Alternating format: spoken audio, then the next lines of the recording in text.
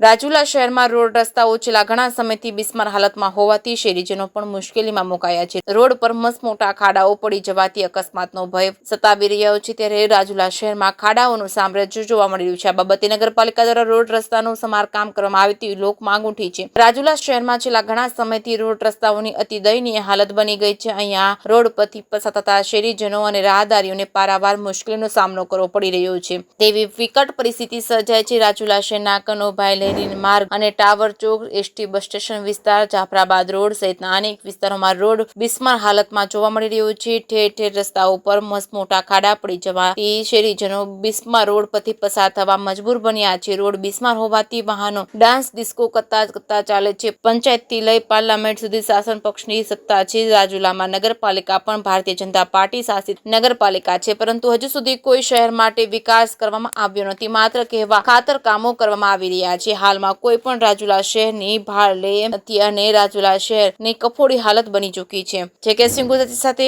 ધર્મેશ મહેતા, રાજુલા। કેવા કરતા રાજુલાની પબ્લિક, ગુજરાતની પબ્લિક હાલ માહોલ કેવો છે જોઈ રહી છે। ખેડૂત પરેશાન છે, સફાઈ કામદાર પરેશાન છે, બેરોજગાર યુવાન પરેશાન છે।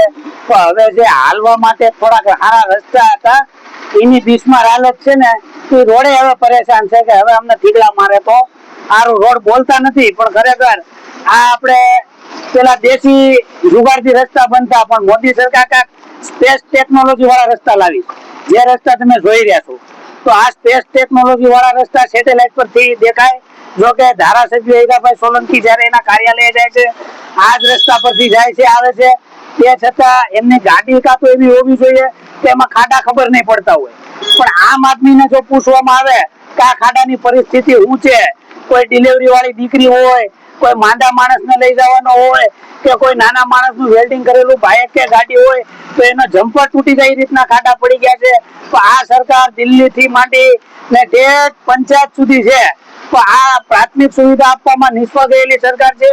જે ભાજપ સરકારને મારી હાથ જોડી વિનંતી છે કે આ મેન રસ્તો છે રાજુલાનો, તાત્કાલિક ધોરણે આને રિપેરિંગ કરાવો, નહીં કરાવો તો વિસાવદર વાળી હવે રાજુલામાં થાય। શહેરીજનો પણ ક્યાંક પરેશાન છે। રાજુલામાં વિકાસ પણ હજી કોઈ જોવા નથી મળ્યો, એ બાબતે આપનું શું કહેવું છે? શહેરીજનો ક્યાંક ને ક્યાંક બધા ભાજપ હારે જોડાયેલા હોય એવું લાગે છે। ચેમ્બર ઓફ કોમર્સ હોય, વેપાર એટલે એ લોકોના ધંધા બેરોજગારી નવરા કરી દેવાનો એવી પરિસ્થિતિ થઈ છે। કોઈ આ સરકાર આને બોલી શકતા નથી। શું કામ નથી બોલતા? આ લોકતંત્ર છે કે કદાચ મોદી તંત્ર છે કે ભાજપનું પોતાનું તંત્ર છે એ જાણવા મળતું નથી। અધિકારી ભાજપનો પૂછ્યા વગર કામ નથી કરતા, કોન્ટ્રાક્ટર ભાજપનો પૂછ્યા વગર કામ નથી કરતા, કોઈ પણ મળે ત્યાં તો ભાજપનો પૂછ્યા વગર કામ નથી કરતા। આપ જોઈ રહ્યા છો છેલ્લા ઘણા સમયથી 30 વર્ષથી સરકાર છે, તો આજે આ પાપનો પોટલો આપણે કોની માથે ઢોળવો એ પ્રજાએ નક્કી કરવું। છેલ્લો સવાલ, નગરપાલિકાના બાબતે ધ્યાન નહીં આવતું હોય? નગરપાલિકાની જો ધ્યાને આવતું હોય તો 2 મહિનાથી ત્યાં સફાઈ કર્મચારી મહિલાઓ હડતાલ પર બેઠી છે, તો પેલો પ્રશ્ન એનો સોલ્વ થઈ ગયો હોય। તેમ છતાં અમારી અપેક્ષા છે કે એનો પ્રશ્ન વહેલામાં વહેલો સોલ્વ થશે।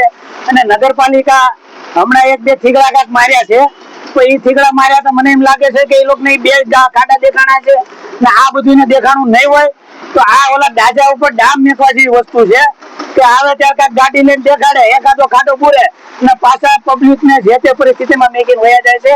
જે પ્રજાનો મજાક ઉડાવતા એવું લાગે છે પાલિકા વાળા।